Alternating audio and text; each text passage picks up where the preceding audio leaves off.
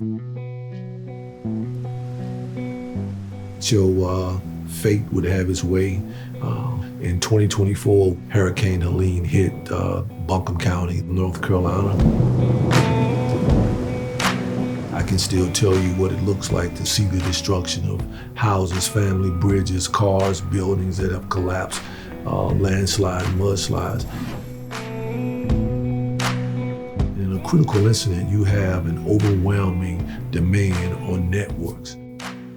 So imagine a situation, a natural disaster of that magnitude, not being able to communicate with people on the ground, not being able to communicate with the men and women that are out in the field doing dangerous rescues, not being able to get on communication with something as simple as, I need assistance.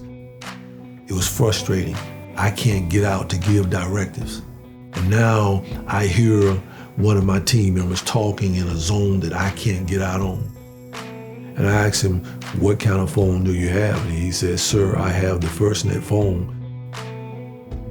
I borrowed his phone and now I'm able to get out. I'm able to call people. I'm able to give directives. I'm able to get into places that I never wasn't able to get into.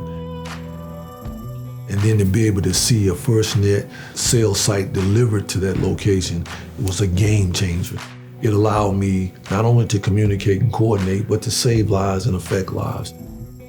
Any natural or physical disaster, communication comms is paramount, and FirstNet delivered.